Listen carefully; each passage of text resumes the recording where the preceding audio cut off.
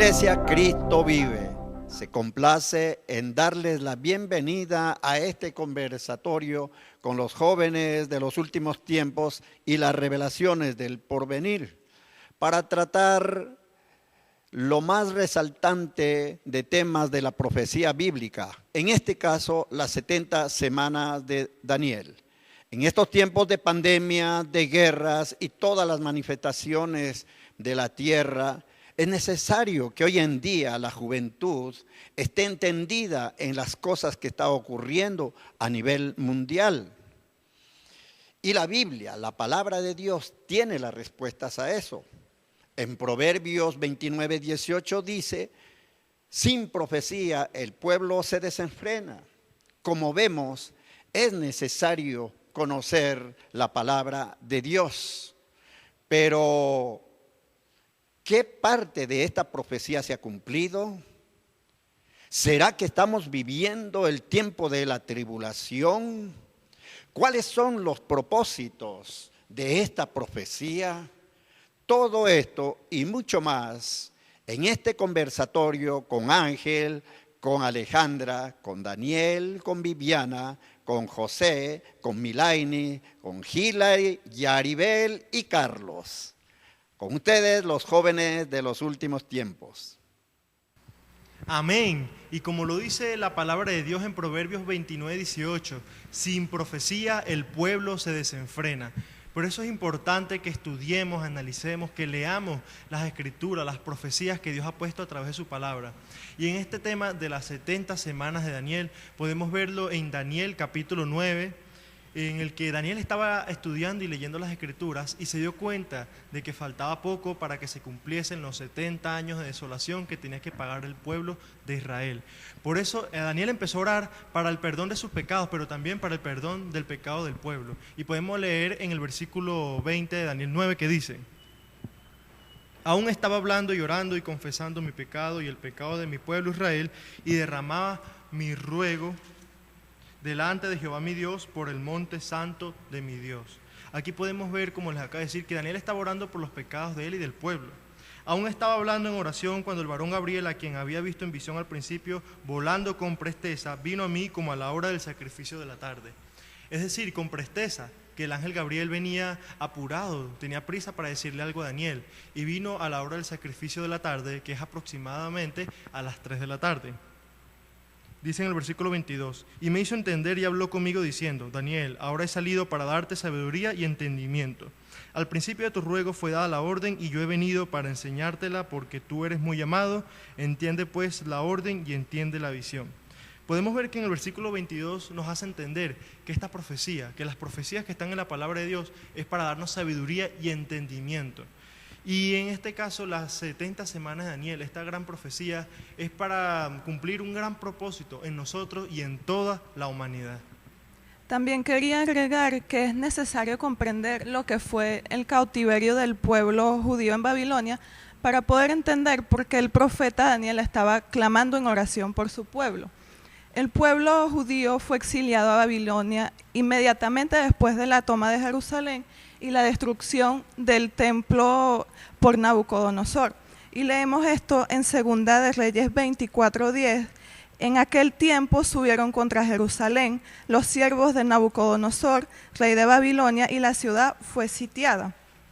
Pero nos preguntamos, ¿por qué el pueblo terminó en cautiverio? ¿Por qué Dios permitió que le sucediera algo así? La Biblia nos dice que el pueblo estaba en pecado, en idolatría, adorando a dioses falsos, imágenes de escultura hechas por manos de hombres. Y Dios les había hablado muchas veces por medio de sus profetas, por medio de Jeremías, Isaías, pero ellos no quisieron escuchar ni se apartaron de sus malos caminos. Y por eso Dios los entregó en manos de sus enemigos. Y esto también lo leemos en Jeremías 25:7. Pero no me habéis oído, dice Jehová, para provocarme a ira con la obra de vuestras manos para mal vuestro. También cuando leemos Daniel 9, nos damos cuenta que el profeta Daniel estaba estudiando las profecías de Jeremías y lo leemos en Jeremías 29:10 que lo confirma. Porque así dijo Jehová: cuando en Babilonia se cumplan los 70 años, yo os visitaré y despertaré sobre vosotros mi buena palabra, para haceros volver a este lugar. Entonces, desde muchos años antes, 600 años antes de Cristo, todo había sido profetizado por el profeta Jeremías, pero Dios también les prometía que Él los haría volver a su lugar, que Él tendría misericordia de ellos y que no se olvidaría de su pueblo escogido. Y en este punto podemos establecer un paralelismo entre lo que son los 70 años de desolación que nos revela en Jeremías 25:11 y lo que van a ser, o lo que son, las 70 semanas de Daniel, los cuales nos revelan en Daniel 9:24. Entonces vemos 70 años de desolación del pueblo de Israel y luego nos encontramos con 70 semanas de desolación para toda la humanidad. Así es, y cuando escuchamos hablar de las 70 semanas, nos podemos preguntar, ¿qué son las 70 semanas? ¿Cómo funciona este tiempo? ¿Es como el tiempo natural que conocemos? Vamos a leer la Biblia, que es el mejor manual que tenemos, en el libro de Levítico, capítulo 25 y versículo 8, y nos dice así: y contarás 7 semanas de años, 7 veces 7 años, de modo que los días de las 7 semanas de años vendrán a serte 49 años. En base a este versículo, podemos ver que las 70 semanas son 490 años, por lo que cada semana son 7 años y cada día de una semana es un año. El término que se usa para esto es semanas de años. Quiero hablar un poco acerca del propósito de esta gran profecía. Vamos a leer el verso 24, nos dice así: 70 semanas están determinadas sobre tu pueblo y sobre tu santa ciudad. Aquí comienzan los propósitos, vamos a enumerarlas. Número 1, para terminar la prevaricación. Número 2, y para poner fin al pecado. Número 3, y expiar la iniquidad. Número 4, para traer la justicia perdurable. Número 5, sellar la visión y la profecía. Y por último de estos propósitos, y ungir al santo de los santos. Y estos 6 propósitos se dividen en 2 partes. Los 3 primeros inician en la primera venida de Jesucristo, cuando Él da su vida en la cruz del Calvario para perdón de los pecados de la humanidad. Pero estos no tendrán un cumplimiento completo debido a la incredulidad del pueblo judío, ya que ellos aún siguen esperando al Mesías. Y los 3 últimos inician en la segunda venida de Jesucristo, cuando Él venga en su caballo blanco y sean apresados el anticristo y el falso profeta e inicie el reinado del milenio.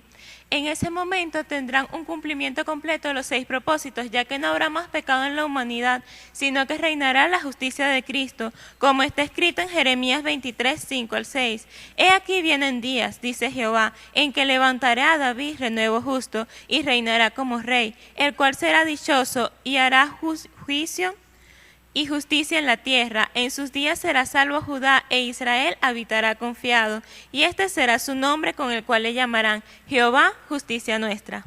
Así es, Hilary. Es muy importante conocer cómo se dividen estos propósitos. Pero yo quisiera ampliar un poco más el primer propósito, que es para terminar la prevaricación. Lo primero que tenemos que conocer es qué significa esta palabra, prevaricación. Y esto no es más que un delito que comete una autoridad al dictar o ejercer una acción contraria a la ley. Es decir, que alguien conociendo la ley no la cumpla. En Levítico capítulo 6, versículos 2 y 6, nos enseña que antes, para acabar con este pecado, con esta falta, se tenía que matar a un carnero. Pero desde que llegó nuestro Señor Jesucristo, gracias a su muerte, ya esto no es así. Sin embargo, no será hasta su segunda venida que esto acabará de manera total. Mientras tanto, se vivirá de manera parcial. Así es, hermano. También existe un segundo propósito en esta profecía, y es poner fin al pecado. Sabemos que Israel como nación ha cometido muchos errores delante de Dios, tanto como nación como individuos. Pero el Señor en su segunda venida pondrá fin a todo pecado y a toda maldad que pueda existir. Y el tercer propósito es expiar la iniquidad. Para entender esto, primero veamos lo que significa expiación. Es la eliminación de la culpa o pecado por medio de un tercero, y la iniquidad es el pecado que se hereda de los padres hasta la tercera y cuarta generación. Luego de entender esto, podemos ver una similitud entre el sacrificio de Jesús en la cruz y los sacrificios que se hacían en los tiempos de Moisés, ya que Jesús dio su vida para cubrir nuestras maldades y por medio de su sangre expiar nuestra iniquidad, dándose a sí mismo como una ofrenda perfecta por amor a la humanidad, como está escrito en Hebreos 2:17. por lo cual debía ser en todo semejante a sus hermanos, para venir a ser misericordioso y fiel sumo sacerdote en lo que a Dios se refiere, para expiar los pecados del pueblo. Y vemos un cuarto propósito, y con este se inicia la segunda parte que nos indicaba nuestra hermana Hilary: traer la justicia perdurable.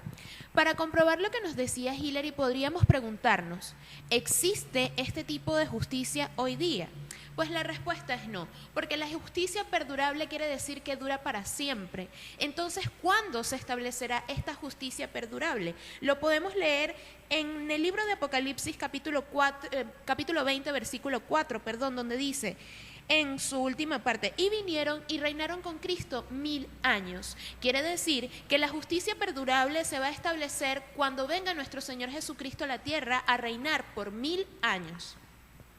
Es así, y continuamos con el quinto propósito, que es sellar la visión y la profecía. Este propósito se cumplirá en la última semana 70 de Daniel, y lo leemos en la palabra de Dios en Zacarías, capítulo 13, versículo 4, donde nos dice: y sucederá en aquel tiempo que todos los profetas se avergonzarán de su visión cuando profetizaren, ni nunca más vestirán el manto velloso para mentir. Es decir, después que esta profecía se selle, y esta visión y profecía se sellen, no habrá más profecías en el mundo. Ya todo aquel que venga de parte de Dios a dar una profecía o a dar una visión será mentiroso, será avergonzado, como lo dice su palabra. Vamos al último propósito de esta profecía, y es el sexto propósito, y es para ungir al Santo de los Santos. Quiero hacer referencia desde un punto de vista a esto, y es que al Mesías no lo unge Juan el Bautista, sino el mismo Padre. Y vamos a ver qué nos dice la palabra en Salmos 45:7. Has amado la justicia y aborrecido la maldad, por tanto te ungió Dios, el Dios tuyo. Este verso nos dice claramente que a Jesús lo ungió Dios, no Juan el Bautista. Y en Mateo 3, 16 al 17 nos habla un poco acerca de cómo fue el bautizo de Jesús. Nos dice así estos versos: y vio al Espíritu de Dios que descendía como paloma y venía sobre él. Porque a Juan el Bautista fue que bautizó a Jesús, y bautizar significa purificar el cuerpo. Cuando Jesús subió de esa purificación, entonces es que vino el ungimiento del Padre a través del Espíritu Santo de Dios. Isaías 61 también nos confirma esto. Verso 1 nos dice: el Espíritu de Jehová, el Señor, está sobre mí, porque me ungió Jehová. Nos vuelve a repetir que a Jesús lo ungió el Padre y no Juan el Bautista. Y otro punto de vista, según nos dicen los escatólogos, es que estos 6 propósitos de la semana 70 son para el pueblo judío, porque Jesús en su primera venida, Él vino a salvar a la iglesia, pero en su segunda venida, Él viene a salvar a su pueblo, al pueblo judío. Entonces, el propósito número 6, ungir al Santo de los Santos, será cuando el pueblo judío reconozca que Jesús es el Mesías. Y leemos que nos dice Mateo 27:9. Así se cumplió lo dicho por el profeta Jeremías, cuando dijo: y tomaron las 30 piezas de plata, precio del apreciado según precio puesto por los hijos de Israel. Entonces, en la actualidad, vemos cómo las naciones creen que Jesús es el Hijo de Dios, que Jesús es el Mesías, pero el pueblo judío hasta el día de hoy todavía no creen. Solo cuando nuestro Señor Jesús venga en la segunda venida en ese caballo blanco triunfante, es cuando ellos se darán cuenta que estaban equivocados, que en verdad Él es el Mesías, y ahí lo van a ungir como el Santo de los Santos. Y algunas de estas profecías ya han comenzado a cumplirse, igual que la profecía de las 70 semanas de Daniel.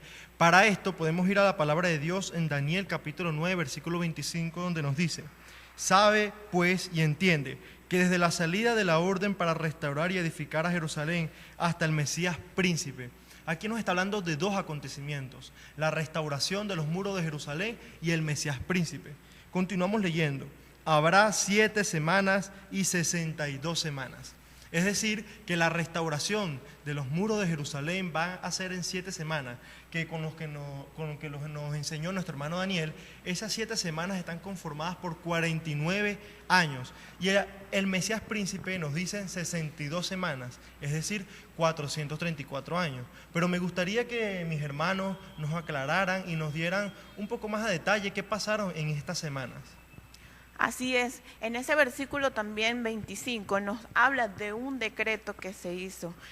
Y es que en la palabra de Dios nos habla en Nehemías, en el capítulo 2, donde nos habla que el profeta Nehemías se encontraba triste, se encontraba afligido, con su corazón quebrantado por ver los templos de Jerusalén destruidos, en ruinas, consumidos en fuego. Y leemos la palabra de Dios en Nehemías, en el capítulo 2, versículo 4 y 5, que nos dice: y me dijo el rey, ¿qué cosa pides? Entonces oré al Dios de los cielos y dije al rey: si le place al rey y tu siervo hallado gracia delante de ti, envíame a Judá, a la ciudad de los sepulcros de mis padres, y la reedificaré.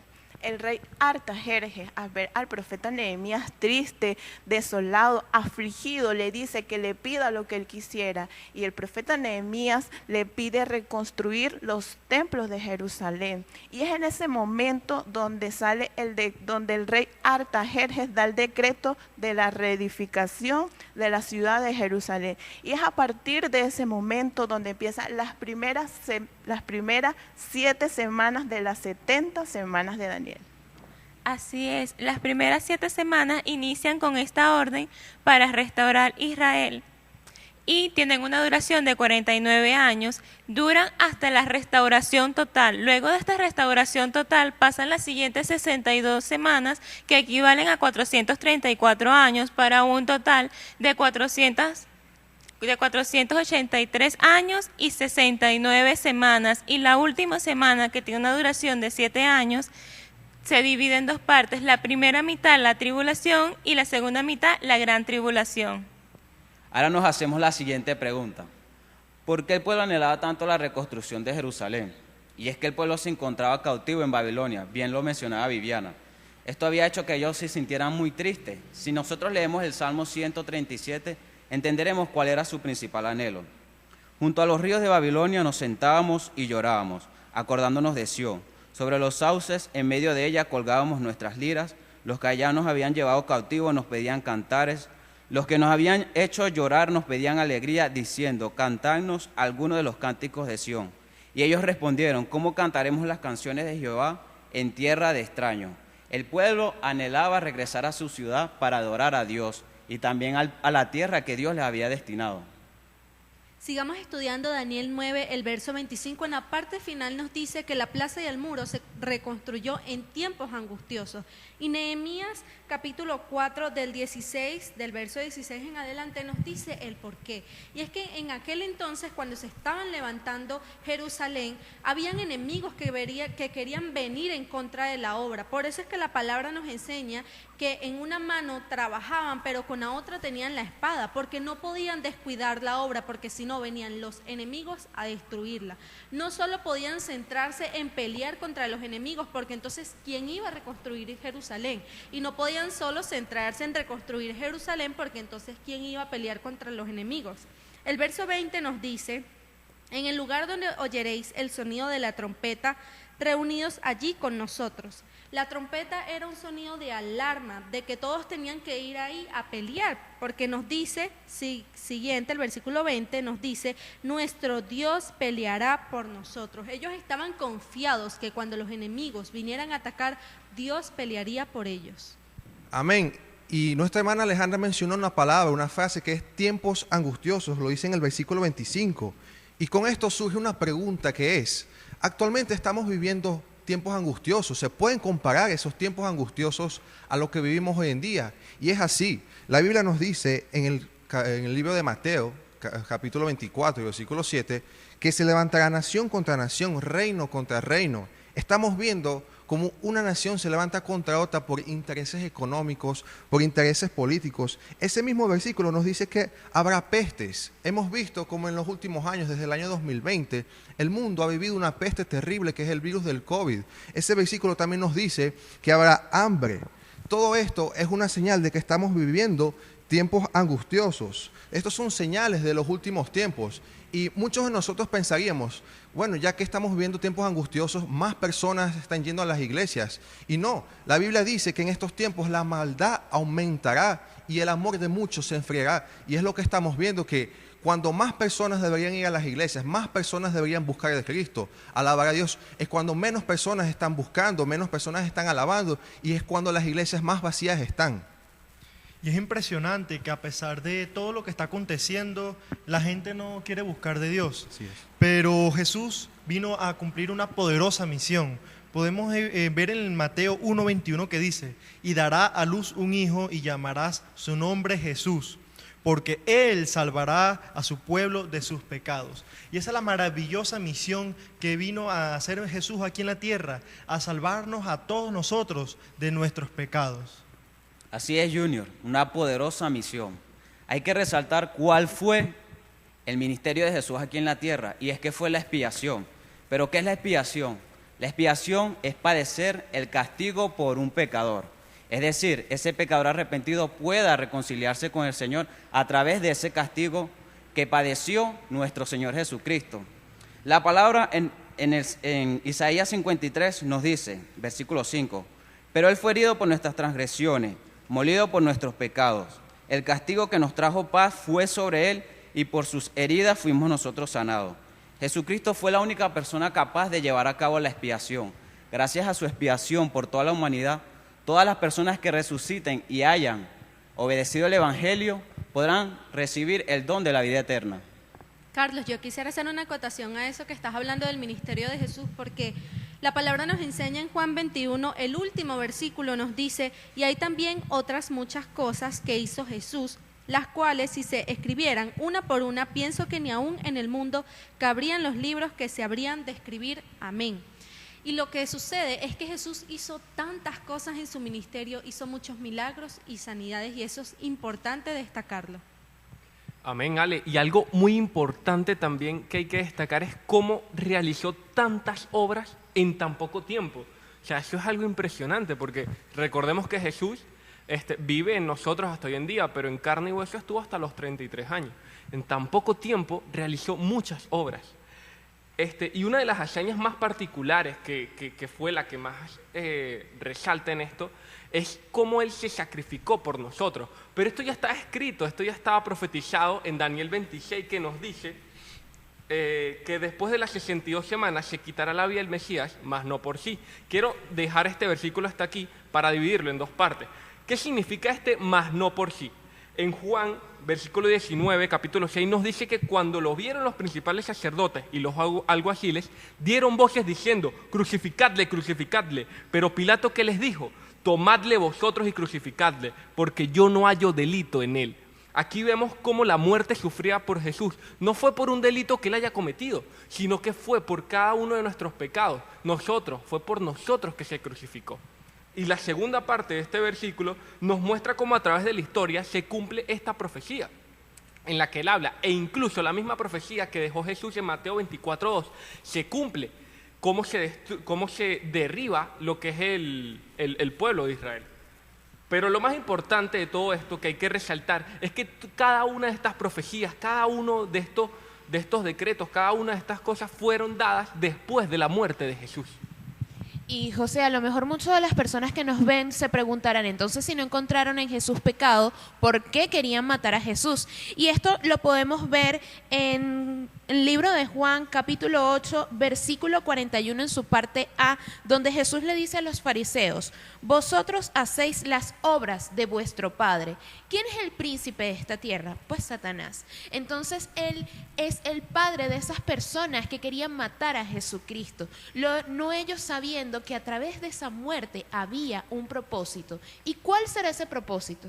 Amén, eso es una muy buena pregunta. Escuchamos a través de nuestro hermano José que el propósito de la muerte de Jesús era salvar nuestros pecados, era limpiarnos. Pero hay un propósito relacionado con las 70 semanas de Daniel, y es reafirmar el nuevo pacto. Cuando Jesús muere, Él confirma esa profecía de la nueva ley que Él trajo a este mundo. Pero, ¿qué nos quiere decir la Biblia cuando habla de un nuevo pacto entre nosotros y Dios? El nuevo pacto es la ley que trajo nuestro Señor Jesucristo, la solución a la rebelión del mundo, la salvación. El nuevo pacto en Hebreos 9:15 nos dice: así que por eso Él es mediador de un nuevo pacto, para que interviniendo muerte para la remisión de las transgresiones que había bajo el primer pacto, los llamados reciban la promesa de la herencia eterna. Entonces, ¿qué sucedió cuando Jesús murió? Cuando Jesús muere, Él nos deja esa herencia, Él nos deja esa salvación, esa vida eterna, ese camino, ese puente por el cual nosotros los humanos nos podemos conectar, podemos llegar a Jesús y vivir la vida eterna. Pero Jesucristo no se quedó en esa tumba, Él resucitó y su resurrección nos dice que Él es el Mesías, el Hijo de Dios que vino al mundo a dar su vida para el perdón de los pecados de la humanidad. Cuando Jesucristo aún estaba en la tierra, Él le dijo a sus discípulos que Él debía morir y resucitar al tercer día. Su resurrección nos dice que Él no es un mentiroso. Pero entonces nos preguntamos, ¿por qué el pueblo judío no lo reconoce como el Mesías aún después de su resurrección? La palabra nos enseña en Mateo 28 que los sacerdotes pagaron mucho dinero a los guardias de la tumba de Jesús para que mintiesen diciendo que los discípulos de Jesús habían ido en la noche a robar su cuerpo mientras ellos dormían. Y la palabra dice en Mateo 28:15, y ellos tomando el dinero hicieron como se les había instruido. Este dicho se ha divulgado entre los judíos hasta el día de hoy. Y Jesús, en el momento en que murió en la cruz y resucitó, cumplió una gran misión, como les dije hace rato. Y es que desde el momento en que derramó su santísima sangre, que fue clavado una lanza a su costado, dio apertura a la iglesia, en ese momento en que dio apertura a que los pecados de la humanidad pudiesen ser perdonados. Y así como Él cumplió esa maravillosa misión, también nos dejó una misión a nosotros como su iglesia. La podemos ver en Mateo 28, versículo 19.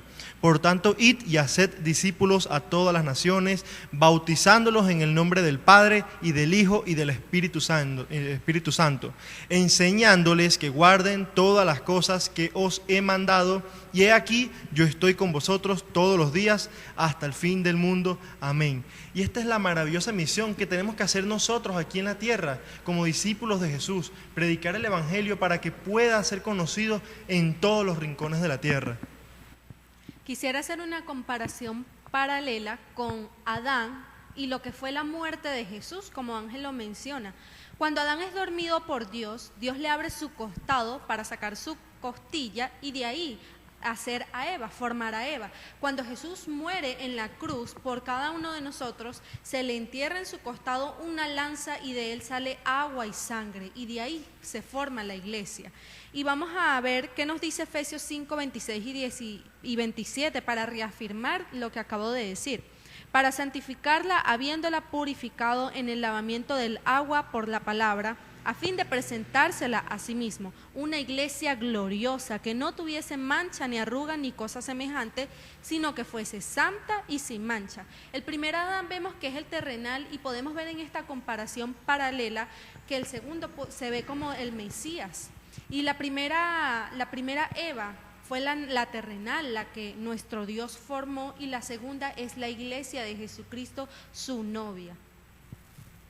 Y qué hermosa comparación. Ahora podemos entender de dónde Dios formó a la iglesia. Pero ¿cuándo fue fundada la iglesia? La Biblia nos dice que la iglesia nace el día del Pentecostés. Y este fue el día en que descendió el Espíritu Santo y vino a morar en todos aquellos que eran seguidores de Jesús. Leemos que nos dice Hechos 2:4. ¿O ignoráis que vuestro cuerpo es templo del Espíritu Santo, el cual está en vosotros, el cual tenéis de Dios, y que no sois vuestros? Entonces, en la actualidad, ya el Espíritu Santo no mora en un templo de paredes hechas de piedra. Él ahora habita dentro de cada persona que ha aceptado a Cristo en su corazón. Ya Jesús no está físicamente en este mundo, pero Él nos prometió que Él iba al Padre, pero nos enviaría al Consolador, que Él nunca nos dejaría solos. Muy bien dices, Vivi, pero también debemos conocer cuál es la función que tiene la iglesia, la reunión de los santos. Y es que todo aquel que acepta a Jesús es santificado por medio de su sacrificio, como nos dice Hebreos capítulo 10, versículo 10. Sin embargo, tenemos el deber de crecer en Cristo, en la fe de Cristo Jesús. Y en Efesios 4, versículos 12 y 13, nos enseña que una de las funciones que tiene la iglesia es esta, perfeccionarnos, y que esta perfección durará hasta que lleguemos a la estatura de la plenitud de Cristo. Es por esto que tú y yo debemos luchar por ese crecimiento espiritual. Debemos congregarnos para obtener más conocimiento acerca de la palabra de Dios, de Cristo. Y todo esto será hasta que nuestro Señor Jesucristo venga por nosotros. Correcto, hermano. Pero hay que hacernos otra pregunta. ¿Cuál es la importancia que tiene el cuerpo de Cristo? Si leemos en 1 Corintios capítulo 12, versículo 13, nos dice: porque por un solo espíritu fuimos bautizados, todos en un solo cuerpo, tanto judíos como griegos, tanto esclavos como libres, y a todos se nos dio a beber de un solo espíritu. Con esta palabra Dios nos enseña que todos representamos al cuerpo de Cristo en unidad. Así como el cuerpo humano tiene varios miembros que se colaboran entre sí, de esa misma manera cada hermano, cada integrante de una iglesia tiene que avanzar en unidad hacia Cristo, que es nuestra meta. Tenemos que tener en cuenta que Cristo es la cabeza y la iglesia es el cuerpo, como nos dice la palabra en Efesios 5, versículo 23. Porque el esposo es la cabeza de la esposa, así como Cristo es cabeza de la iglesia y él mismo es salvador de su cuerpo. Muy bien. Y saben la maravillosa esperanza que hay para todo ese cuerpo de Cristo, para la iglesia. Hay una esperanza maravillosa y es ese evento glorioso el cual espera la iglesia de Cristo, y es el arrebatamiento de la iglesia. Nos dice la palabra de Dios en Lucas 21, 27. Entonces verán al Hijo del Hombre que vendrá en una nube con poder y gran gloria. Así será ese evento lleno de gloria, donde nuestro Señor Jesucristo vendrá en una nube lleno de gloria, lleno de poder, donde no tocará la tierra, donde vendrá en una nube y levantará su iglesia, la arrebatará. Ese momento pasará antes de la última semana 70 de Daniel. Y toda la iglesia espera ansiosamente ese momento del arrebatamiento de la iglesia. Y me gustaría repetir lo que dice en Proverbios 29, 18. Sin profecía el pueblo se desenfrena, mas el que guarda la ley es bienaventurado. Por eso hacemos este programa, para estudiar y guardar la ley que dejó Dios en su palabra. Por eso les invito a que le den me gusta a este video, que lo compartan con sus compañeros, con sus vecinos, con sus familiares, y que podamos aprender juntos de las profecías y de la palabra que está escrita aquí en el libro de los libros. Por eso les invito a que sigamos viendo el siguiente programa, porque hemos visto 69 semanas, pero esta es la profecía de las 70 semanas de Daniel. ¿Qué habrá pasado con la última semana? ¿Ya se cumplió? ¿Lo estaremos viviendo hoy? ¿O falta poco para que se cumpla? Pues esto lo estaremos viendo en el siguiente programa. Dios les bendiga.